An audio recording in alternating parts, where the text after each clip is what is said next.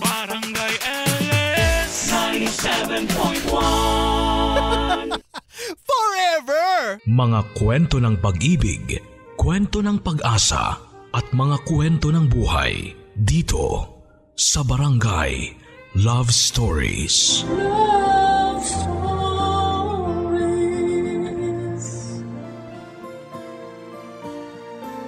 Hindi lahat ng mga nagtatrabaho sa abroad ay maraming pera ang naiuwi sa kanilang pamilya. Ang iba sa kanila ay pasa at sugat ang tanging dala pauwi ng Pilipinas.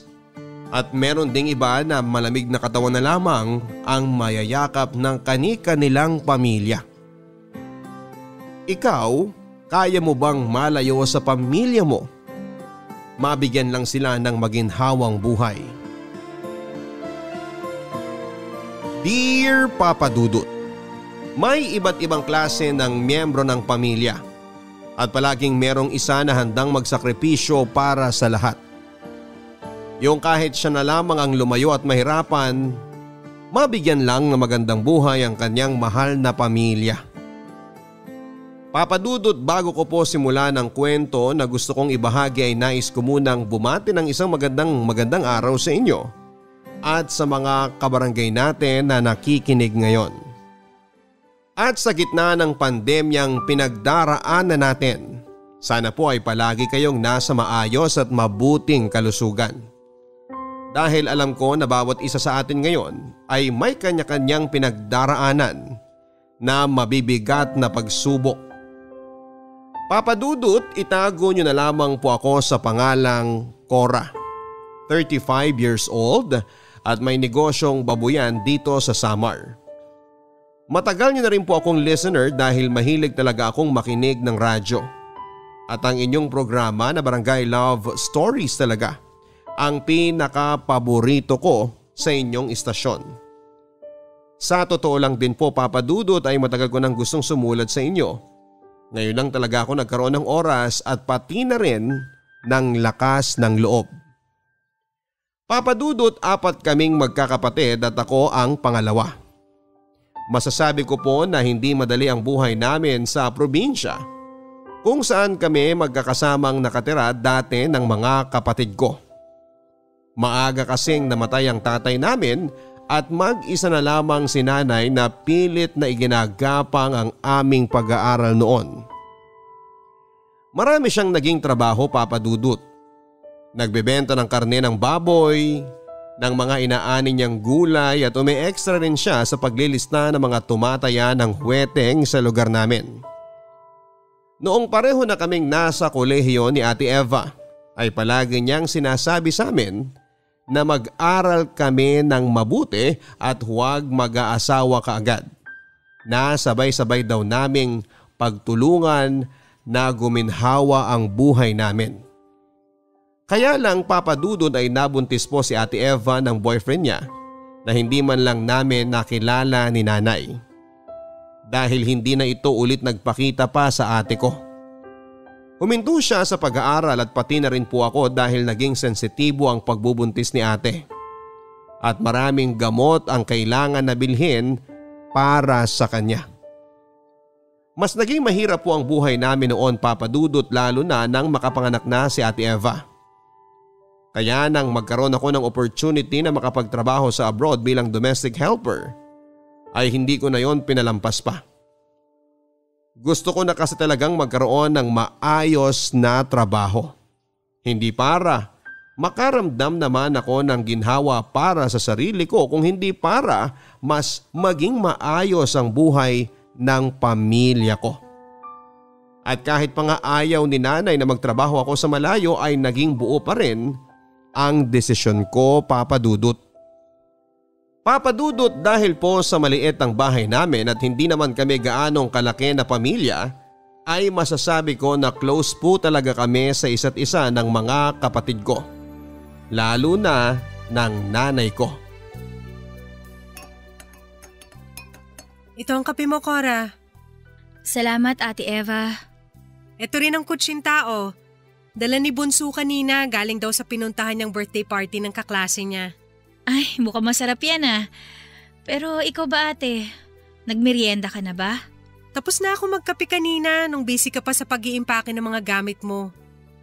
Ayos na ba mga dadalhin mong gamit sa Hong Kong? Oo, may listahan naman na kasi ako ng mga dapat kong dalhin. Sa tingin ko wala na naman ako nakalimutan. Mabuti naman kung ganon. 2 araw na lang kasi aalis ka na. Mabuti na rin yung maaga ka nakapag-impake at nakapag-ayos ng mga gamit mo. Oo nga eh. Kaya gumawa talaga ako ng listahan ng mga dapat kong dalhin. Nasaan nga pala si nanay? Kanino ko pa siya hindi nakikita dito sa bahay Nasa kapitbahay. Nag-deliver ng mga gulay na order sa kanya. Pero di ba tapos na tayong mag-deliver ng mga gulay kahapon? Kaya nga tayo ginabi eh. Ate, galit pa rin ba sa akin si nanay dahil sa hindi ko siya sinunod na gusto niya dito na lang ako magtrabaho sa lugar natin? Cora, hindi siya galit sa'yo. Kung hindi talaga, bakit ilang araw na niya akong hindi kinikibo? Sinusubukan ko siyang kausapin pero palagi na lang niya akong sinusungitan. Nalulungkot lang si nanay. Kasi ito ang unang pagkakataon na malalayo ka sa amin. Kilala mo naman siya. Hanggat kaya niya, gagawin niya ang lahat basta magkakasama lang tayo. Ay, sa totoo lang, hindi naman madali sa akin ang gagawin kong pag-alis eh. Pero ayoko lang na masayang tong oportunidad na magkaroon tayo ng mas maayos na buhay. Marami na sa mga kapitbahay at kamag-anak natin ang guminhawang buhay dahil sa mga anak nila na nagtrabaho sa abroad. At yun ang gusto ko na mangyari sa atin. Kaya pinili ko na subukan makipagsapalaran sa ibang bansa. Pasensya ka na, Cora, ha? Ano ka ba, ate? Wala kang dapat ihingi ng pasensya sa akin.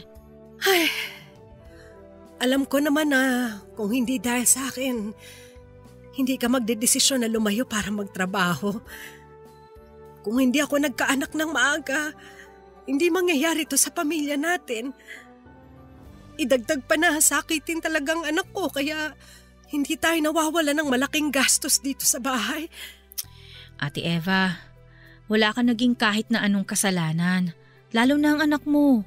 Siguro yung naging boyfriend mo. Pwede pa nating sisihin dahil sa pag-iwan niya sa inyo ng anak niyo. Pero nandyan na yan eh. Tinanggap na naman nating lahat, di ba? Hanggang ngayon kasi nagigilty pa rin ako. Ako kasi dapat yung nandyan sa pwesto mo at naglalakas loob na makipagsapalaran sa ibang bansa. Pero eto ako ngayon. Nagiging pabigat kasama ng anak ko sa inyo ni nanay. Hindi ka pabigat sa amin. Sa totoo nga lang, ang laki ng pinagbago nitong bahay mula nung ipanganak mo si baby eh. Mas naging masayahin ng mga tao rito dahil sa kanya. Salamat ha. Salamat sa pagsalo mo ng responsibilidad ko bilang panganay ng pamilya na to. Wala yun. Basta bahala ka na kay nanay dito ha. Pati na sa mga kapatid natin. 2 lalaki pa naman yun na medyo pasaway. Oo. Huwag mo na silang alalahanin. Hindi uubra sa malalaking braso ko ang pagiging pasaway nila.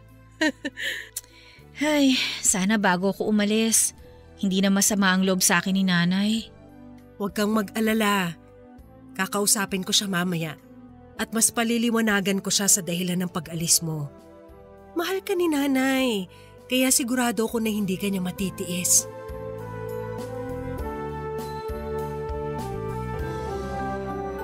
Palagi lang po kasi kaming magkakasama sa bahay noon. Hindi pa uso ang internet at ang madalas namin na ginagawa ay ang magkape sa kusina habang nagkwekwentuhan. Kaya hindi po talaga madali para sa akin ang desisyon ko noon na magtrabaho ng malayo sa pamilya ko. Sa mga araw pa nga lang na nag-aayos ako ng mga papeles ay naiiyak na ako kaagad. Lalo na habang iniimpake ko na ang gamit ko na kailangan kong dalhin. Mabigat po sa loob ko na umalis at lumayo sa mga mahal ko sa buhay. Pero ayoko naman na habang buhay na lamang kaming naghihirap. Sa probinsya po kasi namin Papa Dudut ay marami na talaga ang nakikipagsapalaran para magtrabaho sa ibang bansa. Hindi lahat ay nagtatagumpay at nabibigyan ng magandang buhay ang kanilang pamilya. Dahil may iba sa mga kakilala namin ang minamaltrato at inabuso ng kanilang mga naging amo at may iba pa rin sa kanila ang nakapangasawa ng ibang lahi at hindi na umuwi pa sa Pilipinas. Meron din akong isang pinsan na nag-abroad na kahit kailan ay hindi na nagpakita o nagparamdam pa sa kanyang pamilya. Hindi tuloy alam ng pamilya niya kung buhay pa o patay na siya. At alam ko na yon ang ayaw na mangyari sa akin ni nanay.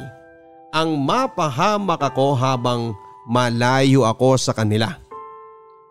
Pero Papa Dudut, karamihan din naman sa mga kakilala namin na nag-abroad ay nabigyan ng magandang buhay ang kani-kanilang pamilya. At yun lang ang gusto ko na mangyari sana sa amin. Kaya nga kahit ayaw talaga ni nanay na umalis ako ay sinunod ko pa rin ang gusto ko na mangyari. Dahil alam ko sa sarili ko na ginagawa ko yon para rin sa kanila na mga mahal ko sa buhay. Sa huling gabi ko sa bahay bago ako umalis ng Pilipinas ay kinausap na ako ni Nanay Papa Dudut. Naiyak siya na niyakap ako habang paulit-ulit na sinasabing palagi akong mag-iingat. At kung hindi ko na raw kaya ang lungkot at hirap ng buhay sa Hong Kong, wag daw akong magdadalawang isip na umuwi kaagad. Siyempre sinabi ko na kakayanin ko ang lahat. Mabigyan lang sila ng maayos na buhay. Nang makarating nga po ako ng Hong Kong ay nangako ako sa sarili ko na magpapakatatag ako, Papa Dudut. At hanggat kaya ko ay pipigilan ko na ang sarili ko na umiyak.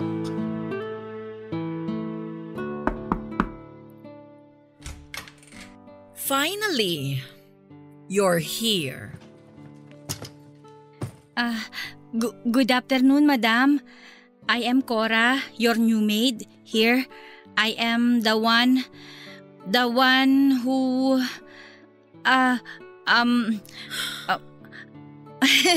Ay, magtagalog ka na lang. Pinoy din ako. Hala! Pinoy din po pala kayo, ma'am? Kasasabi ko lang, di ba? Kailangan ko pa talagang ulit-ulitin? Ay, ikaw na ba yung bagong katulong na pinadala ng agency dito sa amin?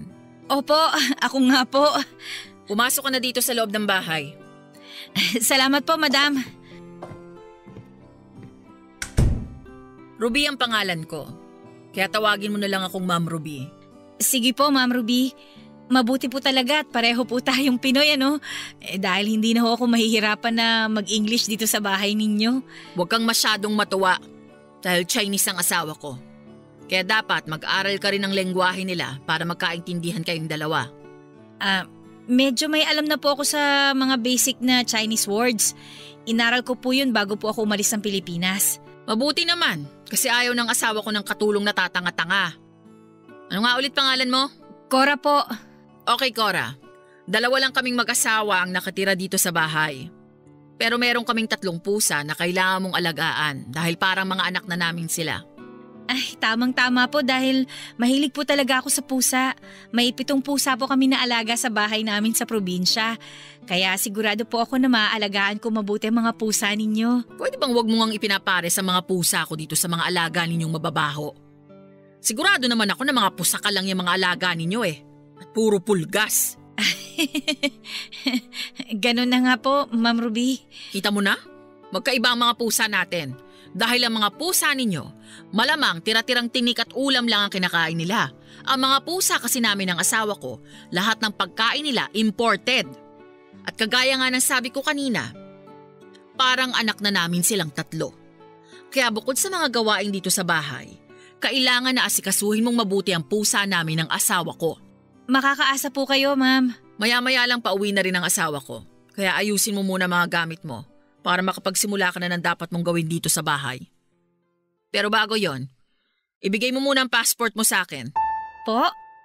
Bingi ka ba talaga o tanga? O baka naman gusto mong magsalita pa ako ng Chinese para maintindihan mo ang sinabi ko? Pasensya na po, ma'am. Nagulat lang po kasi ako. Hindi naman po sinabi sa orientation namin na kailangang ibigay ang passport sa magiging amo namin. Gusto ko lang makasiguro na hindi mo kami nanakawan na tatakasan. Huwag kang mag-alala. Ibabalik ko rin sa iyo kapag tapos na ang kontrata mo sa amin. Hindi naman po ako magnanakaw, ma'am. Pero sige po. Eto po yung passport ko. Ang dami mong sinabi, ibibigay mo rin pala. Halika nga dun sa magiging kwarto mo.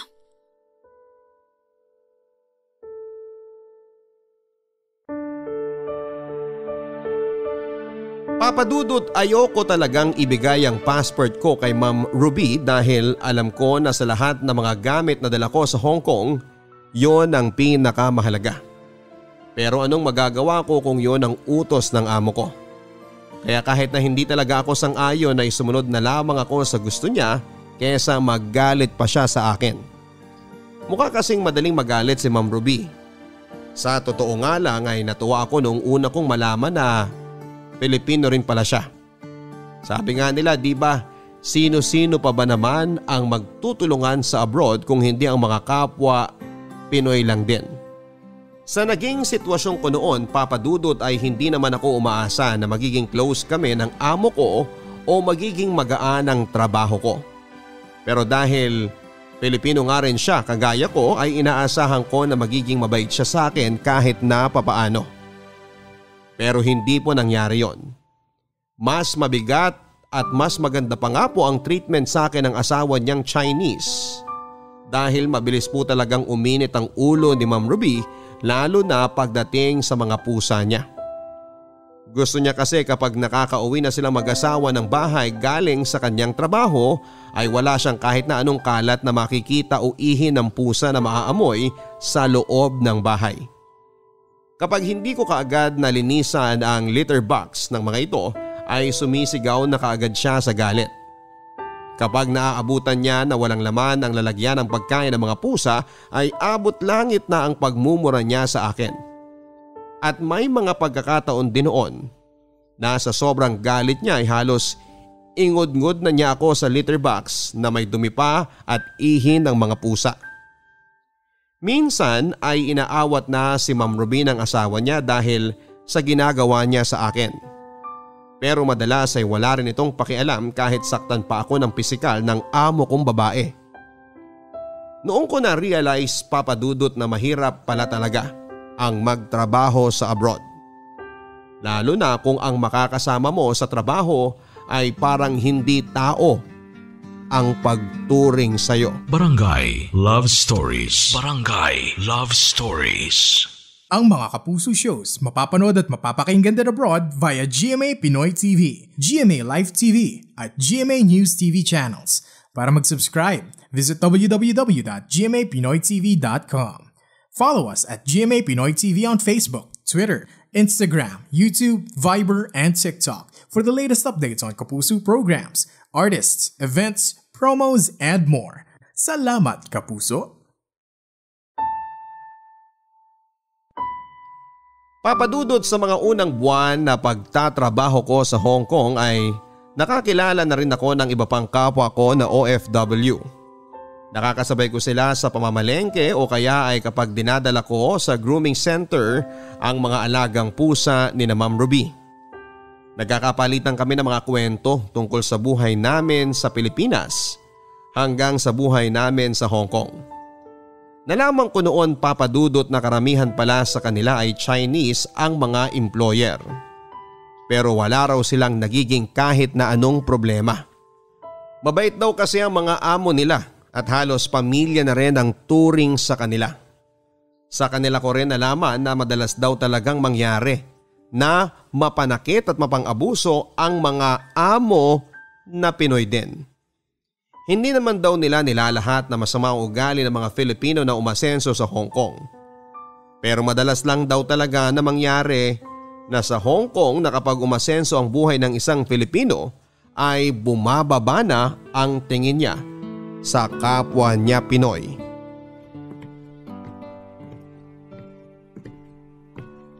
Ay ma'am, gising na po pala kayo. Wala po ba kayong pasok sa trabaho ngayon? Wala, dahil holiday dito ngayon sa Hong Kong. Ah, ganun po ba? Bakit po si Sir parang may pasok po sa trabaho dahil maaga siyang umalis kanina? Workaholic kasi yung asawa ko na yon. Hindi talaga yun napapakali dito sa bahay kaya mas gusto niya nasa trabaho lang palagi. Mukha nga po masipag talaga sa trabaho ang asawa ninyo, ma'am. Ano nga po palang pagkain ang gusto niyo para sa almusal? Wala pa akong ganang kumain. Tatawagin na lang kita kapag may gusto akong ipaluto. Oo nga pala. Napakain mo na ba yung 3 pusa ko? Opo, napaliguan ko na rin po sila kanina lang. Mabuti naman. Matutulog muna ako ulit dahil napuyat ako kagabi. Ayoko na maingay at baka maabala ang pagtulog ko sa kwarto. Sige po. Nililinis ko lang naman po itong mga collection ninyo ng vase.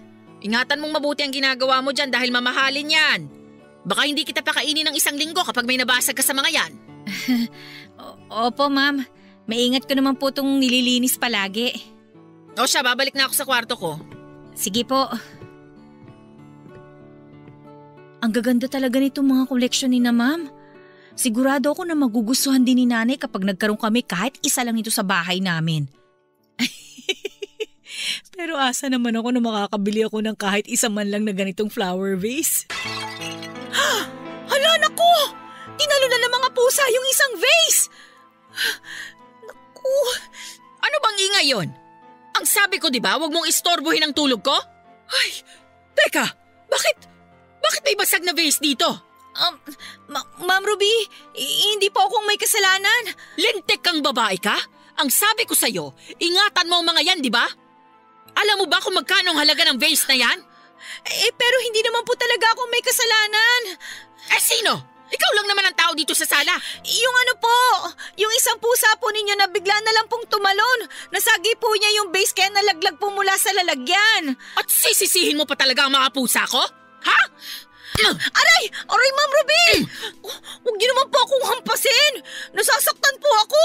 Sa susunod kasi, iingatan mo ang lahat ng mga gamit dito sa bahay. Huwag kang tatanga-tanga.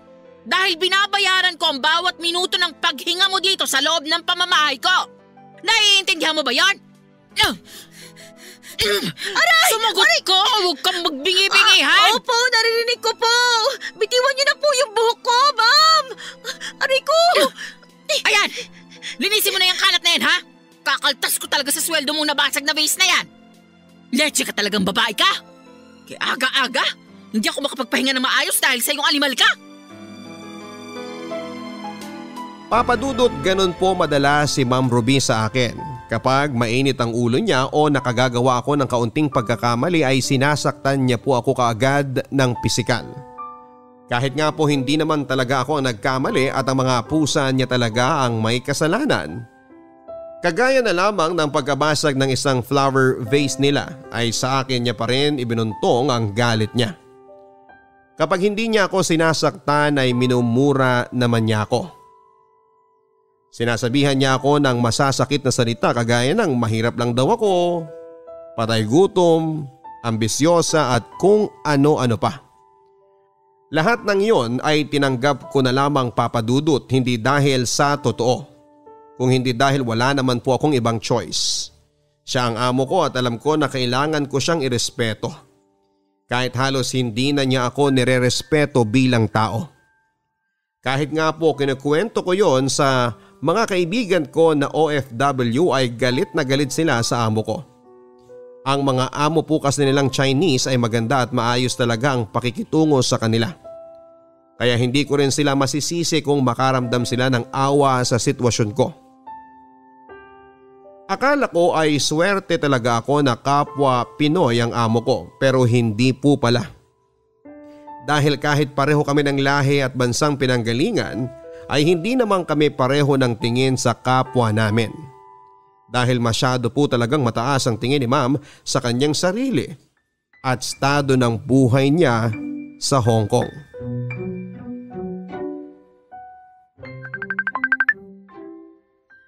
Cora, minessage ko pala sa'yo kanina yung sukat ng sapatos ng 2 kapatid natin. Malapit na kasi ang recognition day nila sa school. Pareho silang may award na tatanggapin kaya pareho sila nagre-request ng bagong sapatos. Sige Ate Eva, mabuti naman at nag-aaral ng mabuti ang mga kapatid natin. Sinabi mo pa, na-excite yata sa mga pinangako mong pasalubong sa kanila. Wala namang problema sa pasalubong basta nag-aaral sila ng mabuti. May isa akong naging kaibigan dito na OFW din. Isasama niya raw ako sa murang pamilihan ng mga pasalubong. Maraming nga raw mura at magagandang sapatos doon. Titingin na lang ako sa Sabado. Yung size din pala ng paa ng baby mo, ipadala mo rin sa akin para maisabay ko na siyang bilhan ng sapatos. Naku, wag na. Marami pa namang gamit dito si baby. Ipadala mo na rin mamaya, ate. Para sabay-sabay ko na kayong bibilhan ng gamit. Ay, sige. Salamat, Cora. Walang anuman. Si Cora ba yung kausap mo? Opo, Nay. Maupo kayo rito sa tabi ko para makita rin kayo ni Cora sa camera. Cora, anak. Kamusta ka na ba dyan? Maayos naman po ako, Nay. Kayo po. Eto, miss na kita. Ako rin po. Sobra ko na po kayong namimiss, lalo na po yung masasarap na luto ninyo. Iba po kasi ang pagkain nila dito eh. Hindi ko gusto yung lasa. Kaya ba malaki ang ipinayat mo? Baka naman masyado mong tinitipid ang sarili mo dyan, ha? Naku, hindi po. Alam niyo naman po na malakas akong kumain kaya malaki tong katawan ko. Medyo hindi ko lang po talaga gusto ang lasa ng mga pagkain nila dito. Mababait ba ang mga amo mo dyan? Opo, sobra po. Nakwento ko naman po sa inyo dati na Pinoy din ang amo kong babae kaya mabait po siya sa akin. Mabuti naman kung ganon. Napapanatag talaga ang loob ko kasi alam ko na kapwa natin Pilipino ang amo mo dyan sa Hong Kong. Dahil sigurado ako, hindi kanya pahihirapan sa trabaho. Ganun na nga po, Nay. Mabait po sila ng asawa niyang Chinese sa akin. Hindi rin po masyado mabigat ang trabaho ko dito dahil nga mga alagang pusa lang po nilang palagi kong inaasikaso kapag nasa trabaho sila. Kaya wag niyo na po akong masyadong alalahanin.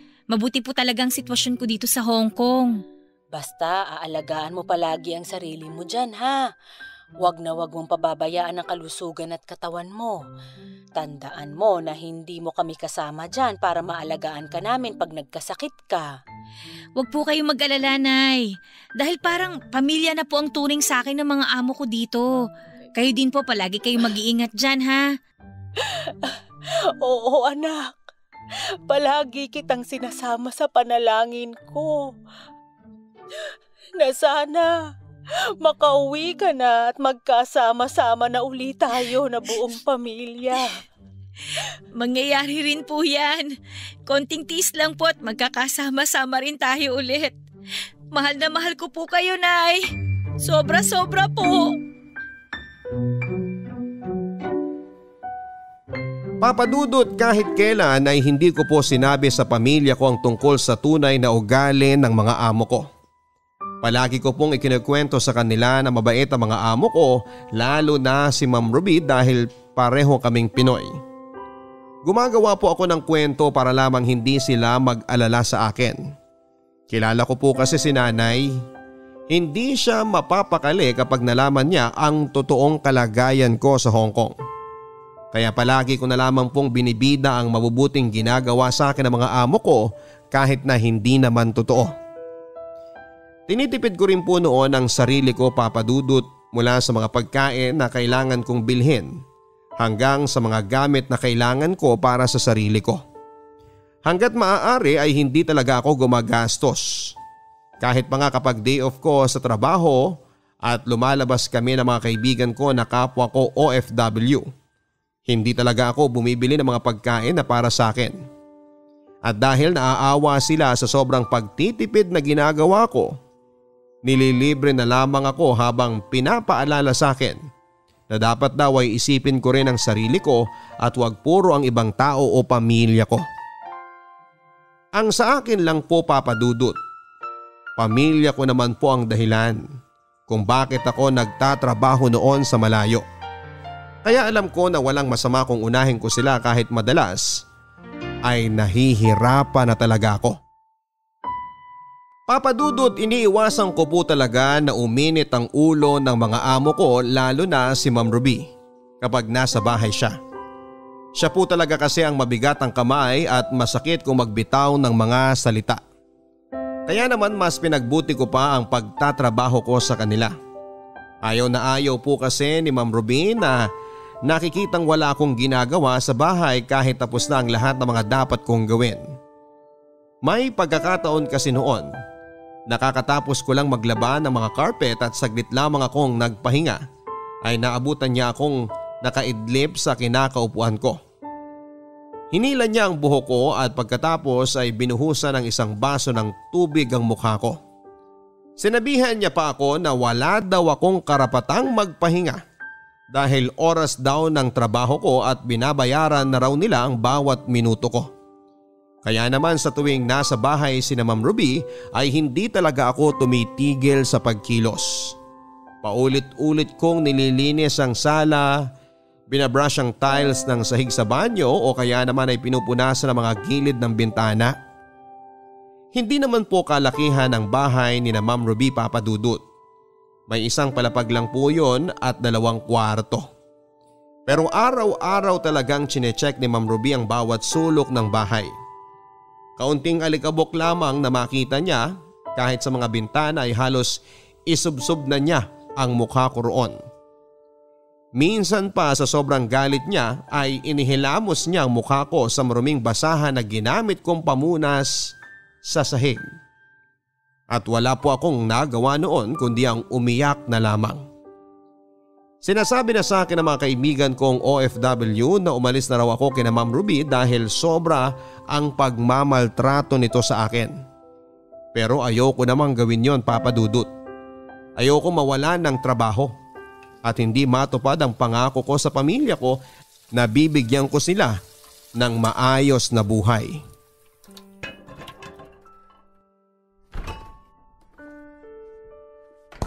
Anong ginagawa mo dyan, Cora? Maghahapunan na po ako, ma'am. Inihahanda ko lang po itong kakainin ko na pagkain. Bakit nilalabas mo mula sa refrigerator yung ulam na pinatabi ko sa iyo kanina? Ito lang po kasi ang natirang pagkain na pwede kong kainin para sa hapunan, Ma'am Ruby. Hindi yan ang kakainin mo. Dala ko yan mula sa mamahaling restaurant na kinainan namin ng asawa ko. Tapos gagawin mo lang hapunan? Pero wala na po kasing ibang pagkain dito kaya ang akala ko po pwede ko pong galawin to. Paka-ambisyosa mo talagang babae ka. Hindi kita tinanggap dito sa mamamahay namin bilang katulong para lang kumain ka ng mamahaling pagkain. Pasensya na po. Hindi ko rin naman po alam na mamahalin ito. Paano mo malalaman? Katulong ka lang. Ibabalik ko na lang po ito sa ref, Ma'am Ruby. Aba dapat lang. Dahil isang sweldo mo na ang katumbas ng pagkain na yan. Pasensya na po ulit. Magbubukas na lang po ako ng cup noodles. Teka. Bakit cup noodles ang kakainin mo? Hindi mo naman pera mga pinambili ng mga nakastock na pagkain dito. Kaya siguro mabilis maubos ang pagkain dito no? Dahil dyan sa katakawan mo. Ma'am, hindi naman po ako malakas kumain. Talaga? Sino pa bang iba ang uubos ng pagkain dito sa bahay? Palagi naman kaming wala ng asawa ko dito. Sa kakitang-kita naman dyan sa malaking katawan mo ang ebidensya, Ay! Eto, may pagkain pa dito sa supot na nasa itaas ng refrigerator. Ito ang gawin mong hapunan. Pero Ma'am Ruby, hindi na po yata pwedeng kainin yan. Ano bang sinasabi mo? Binuksan ko po kasi ang supot na yan at may kakaibang amoy na po yung kanin at saka ulam. Ang arte-arte mo talagang babae ka. Hindi porke may kakaibang amoy ang pagkain, sira na kaagad. Palibhasa sanay kang kumakain ng pagkain na pangkatulong Eto marami pa to kaya sigurado ako mabubusog ka rito. Ma'am, iba po kasi talaga ang amoy, pati rin po yung itsura ng pagkain na yan. Malagkit na po yung kanin tsaka pati po yung ulam. Halika nga dito. Tignan at amuyin mo ng mabuti to. Mukha ba talaga tong nabubulok na pagkain?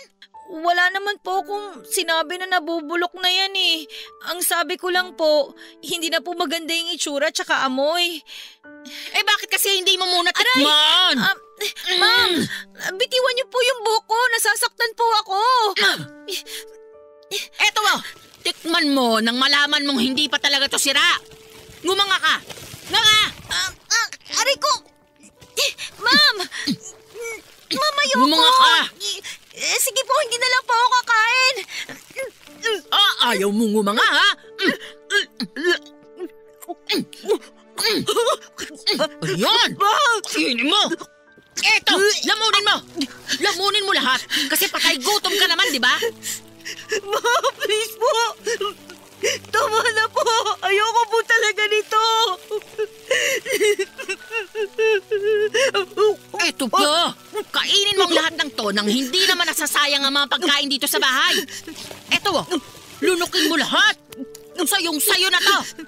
Kainin mo lahat dahil ang mga ganitong pagkain ang bagay sa'yo. Ganitong pagkain lang, Cora. Mga bulok na pagkain para sa mga walang kwentang kagaya mo.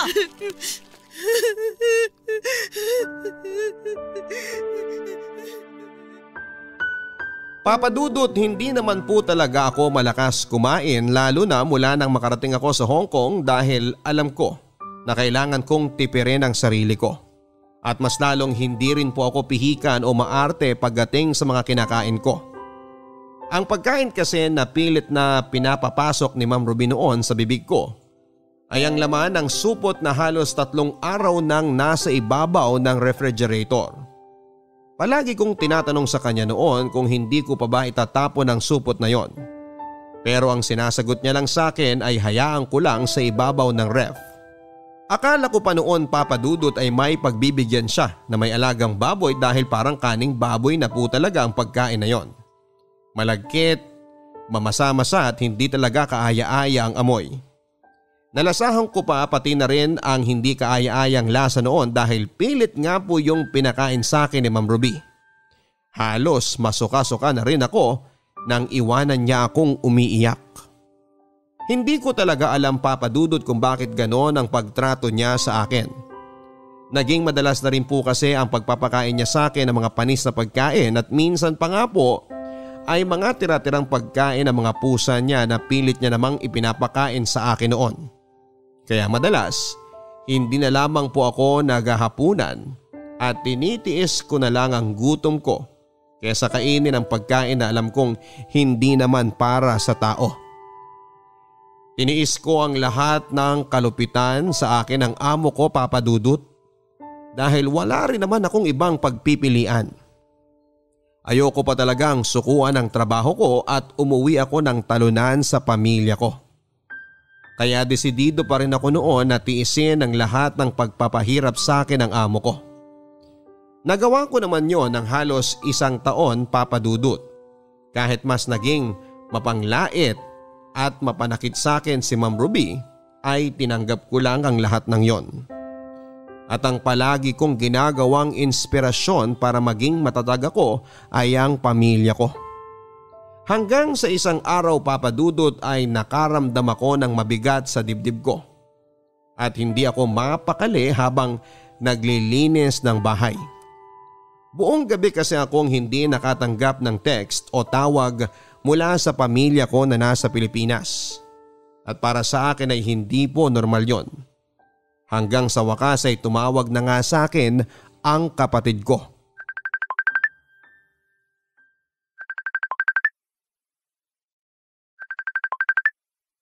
Hello, Cora?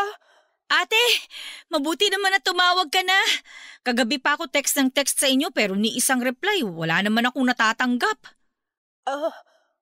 Pasensya ka na. May nangyari kasi dito sa bahay natin kagabi. Anong ibig mong sabihin? Teka ate, umiiyak ka ba? Cora, huwag ka mabibigla Alam kong magiging napakahirap nito para sa'yo kasi malayo ka sa amin. Ate, ano ba kasi yun? Sabihin mo na kaagad. Cora, si nanay. Ano nangyari kay nanay? Ate, ano? Sabihin mo sa akin ano nangyari kay nanay? Cora, wala na si nanay. Inatake siya sa puso kagabi. Nadala naman namin siya sa ospital kaagad. At akala namin ayos na siya. Kagabi pa talaga kita gustong tawagan. Kaya lang nang magkamalay si nanay, nakiusap siya na wag nang ipaalam sa'yo. Dahil ayaw niya mag-alala ka. Kaninang umaga, Cora. Kaninang umaga, tuluyan na siyang pinawian ng buhay. Hindi totoo yan! Ate! Sabihin mo hindi totoo yan! Buhay si nanay! Sabihin mo sa akin, ate! Buhay si nanay! Please, ate! Nagbibiro ka lang naman, di ba? Buhay si nanay! Buhay siya! Cora, sorry. Pero wala na talaga kasi nanay. Iniwan na niya tayo. Uuwi na ako. Gusto ko makita si nanay. Gusto ko siya mayakap bago siya mailibing. Pero papayagan ka ba ng mga amo mo? Sayang at gusto nila. Uuwi na ako ng Pilipinas, ate. Uuwi na ako dyan sa atin. Sige, mag-iingat ka dyan, ha? Sana makauwi ka kaagad. Sandali lang, ate. Tawagan na lang ulit kita mamaya. Papalapit na sa akin yung amo ko. O Cora, ikaw na munang bahala dito sa bahay ah. Alam mo naman na ang mga bilin ko, lalo na sa mga alaga kong pusa. Ma'am, pasensya na po pero kailangan ko na pong umalis ngayon. Ha? Anong sinasabi mo? Ma'am, namatay po kasi ang nanay ko. Kaya kailangan ko na pong makauwi kagad ng Pilipinas. Hindi pwede. Alam mo naman na ilang araw kaming mawawala dito sa bahay ng asawa ko. Kaya kailangan mong bantayan tong bahay pati na mga pusa ko. Pero ma'am, gusto ko po sanang mayakap muna ang nanay ko bago man lang siya mailibing. Sa hindi mo nga pwedeng iwanan ng bahay na to. Tama na nga itong usapan na to. Kanina pa naghihintay sa labas ng taxi ko. Saka akin na yung cellphone na hawak mo. Ma'am, sandali lang. Huwag niyo pong kunin yung cellphone ko. Kailangan ko pa pong tawagan yung kapatid ko. Kailangan ko pong makauwi sa bahay namin. Uuwi ka lang kapag sinabi ko na pwede na. Parang hawa niyo na po. Kailangan ko pong umuwi. Payagan niyo na po ako, ma'am. Ano ba? Bumitaw ka nga sa pagkakayakap mo sa binti ko. Ma'am, nagmamakaawa na po ako sa inyo. Sabi nang bumitaw ka dyan eh. Bitaw sabi eh. Ayaw mong bumitaw ah. Aray! Hindi ka makakalabas sa bahay na to hanggat hindi pa kami nakakauwi ng asawa ko. At subukan mo lang talaga na pabayaan ng mga pusa ko. Malilintikan ka sa akin. Ma'am! Ma'am, please po! Ma'am, buksan niyo po itong pinto! Gusto ko na pong umuwi! Gusto ko na pong mayakap ang nanay ko! Ma'am Ruby! Parang awa niyo na po! Ma'am! Ma'am!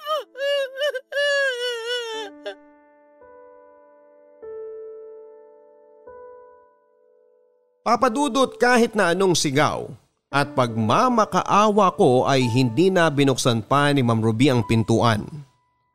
Narinig ko rin na kinandado niya ang bakal na gate na nakadikit lang din sa pinto ng bahay.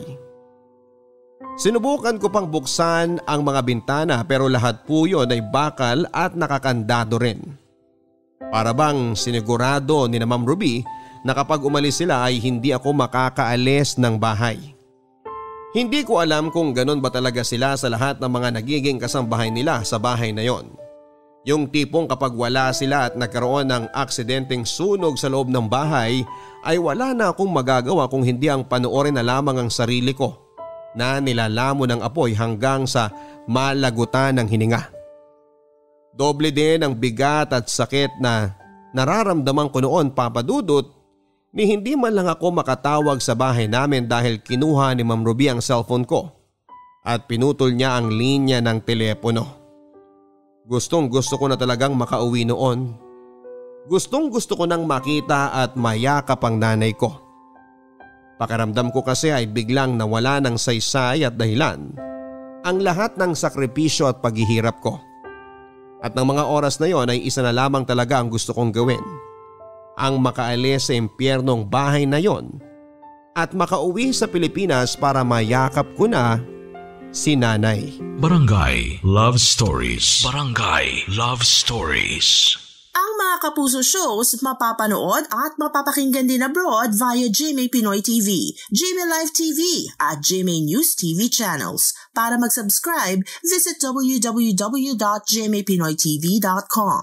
Follow us also at GMA Pinoy TV on Facebook, Twitter, Instagram, YouTube, Viber, and TikTok for the latest updates on Kapuso programs, artists, events, promos, and more. Salamat, Kapuso!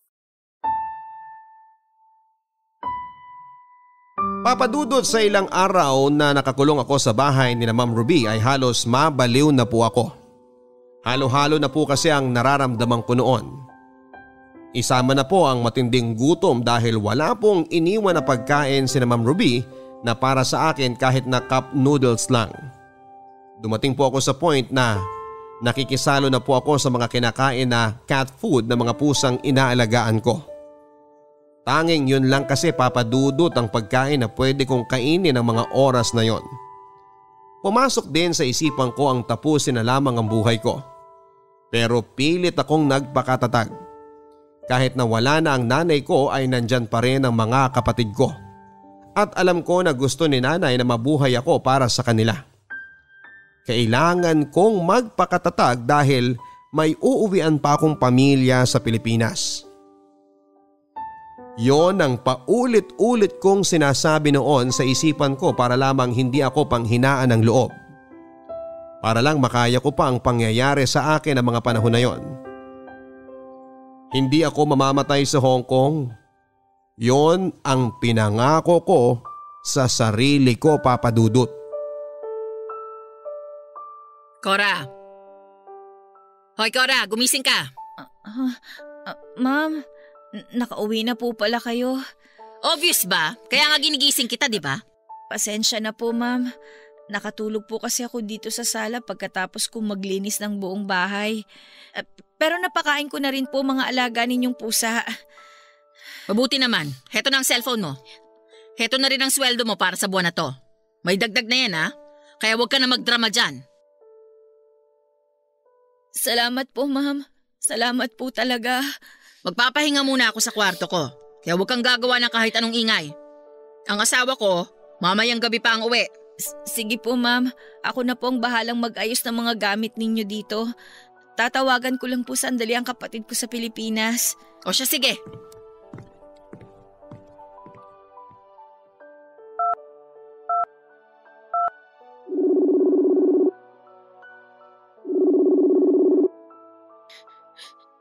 Hello, Ate Eva? Hello, Cora. Anong nangyari sa'yo at ngayon ka lang nakatawag? 5 araw na kitang sinusubukan na tawagan pero nakapatay naman ang cellphone mo. Sorry, ate ha. May nangyari lang kasi dito sa bahay ng amo ko. Si nanay, nailibing na ba siya? Oo, kahapon lang. Gusto ka pa sana namin hintayin kaya lang hindi namin alam kung makakauwi ka pa bago siya malibing. Sorry talaga, ate. Gusto ko naman talagang umuwi kaya lang hindi pa pwede eh. Cora, magtapat ka nga sa akin. Maayos ba talaga ang trato sa'yo ng mga amo mo dyan sa Hong Kong? Ate, ang totoo, hindi talaga eh. At ang dahilan kung bakit hindi na ako nakatawag nung 5 araw na yon kasi kinulong ako ng amo ko dito sa bahay. Kinuha nila yung cellphone ko pati yung passport ko. Ngayon lang umuwi yung amo kong babae. Tsaka niya binigay tong cellphone ko. Ate, sinasaktan niya ako dito. Ano? Bakit ngayon mo lang sinabi yan? Ang palaging kinukwento mo sa amin ni nanay sa tuwing magkausap tayo, mababait ang mga amo mo at maayos sa pakikitungo nila sa'yo dyan. Ayoko kasi na mag-alala kayo sa akin kaya hindi ko sinabi yung totoo. Ate, sorry. Sorry kung hindi na ako nakauwi bago ilibing si nanay. Sorry sa inyo ni nanay. Huwag ka mag-sorry dahil wala kang kasalanan. Cora, mabuti pa siguro umuwi ka na lang dito sa atin. At kung hindi ka papayagan ng mga amo mo, tumakas ka na lang. Huwag ka na magpaalam sa kanila. Kasi baka kapag tumagal ka pa dyan, mas mapahamak ka pa eh. Sige ate, gagawan ko na lang ng paraan. Kapag hindi nila ako pinayagan, tatakas na lang talaga ako.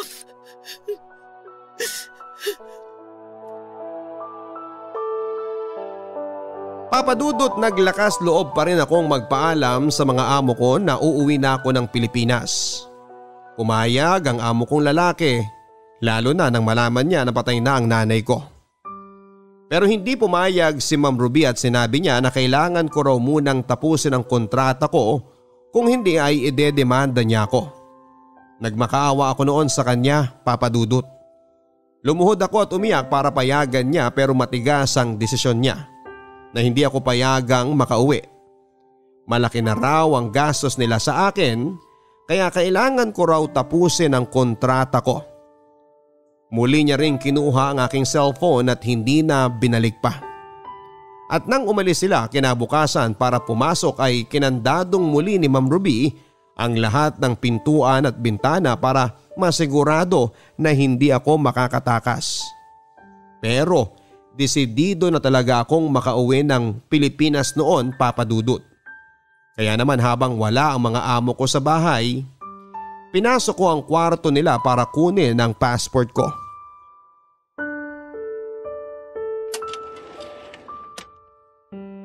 Alam ko dito lang dapat nilagay ni Ma'am Ruby ang passport ko eh. Sa ilalim ng mga notebook na to. Ito na ang passport ko. Ay, sa wakas makakauwi na ako. Anong ginagawa mo dito sa loob ng kwarto namin? Ma'am Ruby?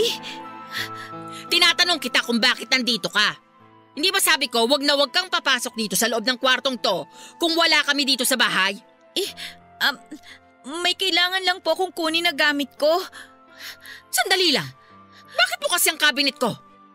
Teka, ninanakawan mo kami ano? Ma'am, hindi po! Kailan mo pa kami ninanakawan ng asawa ko, ha? Kaya siguro nawawala yung ibang alahas ko dyan. Ma'am, hindi po ako magnanakaw. Kinuha ko lang po tong passport ko. At bakit mo kinukuha yan? Sinabi ko nang ibibigay ko yan sa'yo kapag tapos na ang kontrata mo sa amin, hindi ba? Pero ma'am, gusto ko na pong umuwi ng Pilipinas. Maawa na naman po kayo sa akin, oh. Hindi ka makakauwi hanggat hindi mo pa natatapos ang kontrata mo, boba! Parang awa niyo na po, ma'am. Sobrang miss ko na po ang pamilya ko eh. Gusto ko na pong umuwi sa kanila. Kapag sinabi ko na hindi ka aalis sa bahay na to, hindi ka pa makakaalis. Akin na nga yung passport mo. Ibigay mo yan sa akin. Ayoko po, ma'am. Hindi ko po ibibigay sa inyo to dahil uuwi na po ako ng Pilipinas. Uuwi na po ako sa amin. Okay na! Ibigay mo sa akin yan! Ma'am! Ibigay mo sa akin yung passport mo! Hindi niyo po makukuha sa akin to! Aray! Ma'am! Sorry po! Walang hiya ka talagang babae ka! Ang kapal na mukha mong itulak ako! Makikita mo talagang hinahanap mo! Aray ko! Ma'am! Tama na po! Please, ayoko po ng gulo! Aray ko po! Huli ka dito! Yung buhok ko po! Tuturuan kita ng leksyon para sumunod ka sa akin! Aray ko! Parang awa niyo na po! Bitawan niyo na po ang buhok ko! Etong bagay sa'yo para magtanda ka! Aray ko! Ang init! Ang braso ko! Ang braso ko! Mas magtatanda ka siguro kung sasabuyan din kita nitong mainit na tubig dyan sa mukha mo. Sige! Subukan ninyong isaboy ulit sa akin ng mainit na tubig na yan mula dyan sa termos na hawak ninyo! Sige, gawin ninyo! Cora! Sisiguraduhin ko na babaon sa lalamunan ninyo itong tinidor na hawak ko! Cora! Ibaba mo na yung tinidor na hawak ko kung hindi ipapakulong talaga kita! Ma'am, hindi naman po talaga ako masamang tao eh. Ang gusto ko lang po, makauwi na ako sa pamilya ko. Gusto ko lang makauwi ako ng buhay. At aalis na po ako dito sa bahay ninyo. Sa ayaw po at sa gusto ninyo. Naiintindihan nyo? Cora! Bumalik ka rito! Cora! Sinabi nang bumalik ka rito eh! Hindi, demanda talaga kitang hayop na babae ka! Makikita mo! Mabubulok ka sa kulungan! Mabubulok ka!